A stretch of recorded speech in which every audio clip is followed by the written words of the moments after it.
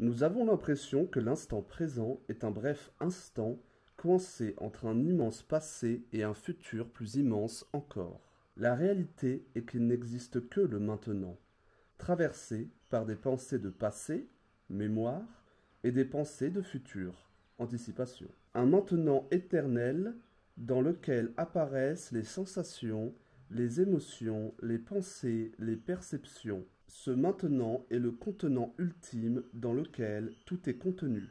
Nous vivons dans la prison du temps, à cause de nos concepts et de nos pensées, et car nous nous identifions à ces pensées, absorbées par leur pouvoir hypnotique, nous croyons quitter l'éternel présent.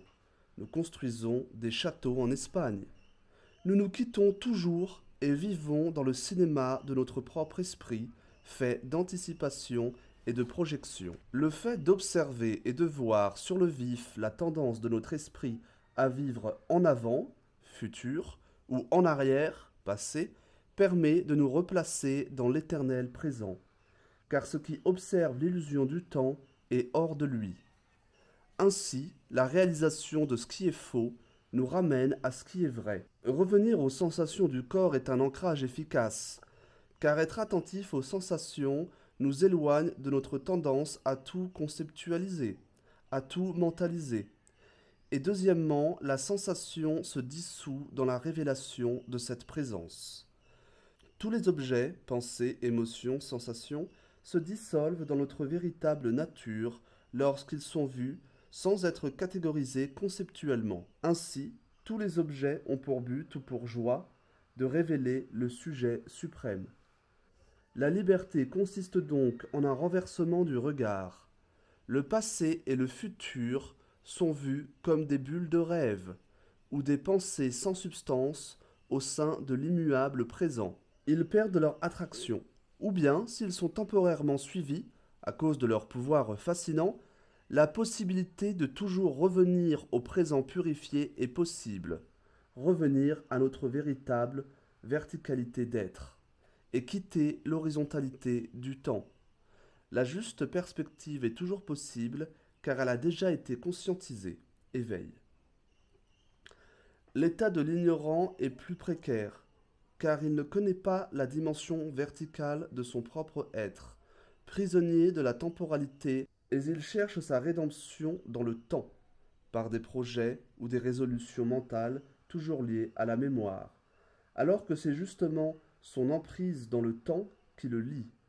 Sa rédemption est à chercher hors de l'horizontalité, mais dans la verticalité, symbolisme de la croix. L'homme est donc trompé par son propre esprit, ce qui est cette fois-ci le symbolisme de la chute. La libération est donc de vivre la réalité horizontale sans jamais perdre de vue la révélation verticale, la perspective transcendante. La perspective transcendante ne peut pas être réalisée par l'homme, qui est une création du temps, mais par ce qui en nous ne peut être objectifié, par ce qui est libre de l'espace et du temps. Ici, le royaume du langage se dissout. Ici, rien ne peut être dit, rien ne peut être saisi, ou bien cela peut être saisi à l'envers, dans la mesure où tous les objets nous renvoient à ce sujet suprême se dissolvant en lui. Le monde manifesté pointe vers le non manifesté. Tout objet n'a que pour seule mission de se dissoudre dans le sujet suprême. Si cette réalisation du non manifesté ne peut être saisie, sinon elle ne serait qu'un objet, elle peut être vécue, car elle est le plus intime de nous-mêmes. Elle est tellement ce que nous sommes, qu'après la chute, nous passons continuellement à côté, comme le poisson ignorant l'océan dans lequel il est immergé, craignant l'asphyxie.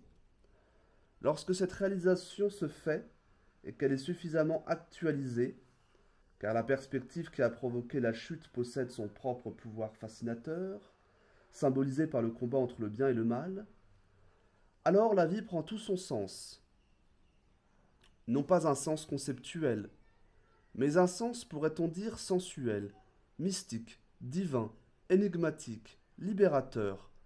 La joie ultime de l'être éveillé ne se situe pas dans le monde, mais d'être libre du monde, non pas dans la conquête des phénomènes, comme l'homme assoiffé de réussite et de sécurité dans la dimension horizontale, mais dans la liberté vis-à-vis des phénomènes.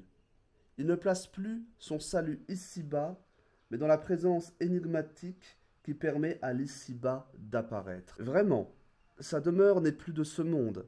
C'est pourquoi il peut désormais jouir de ce monde, alors que l'homme prisonnier de la dimension exclusivement horizontale est dans l'incapacité de réellement jouir longtemps de ce monde, puisque chaque instant de sa vie est menacé par l'idée de sa dissolution. Le monde, qui peut se montrer parfois lumineux, est la plupart du temps menaçant, imprédictible, et toutes les tentatives de l'ego pour assurer sa sécurité physique et psychologique sont vouées à l'échec.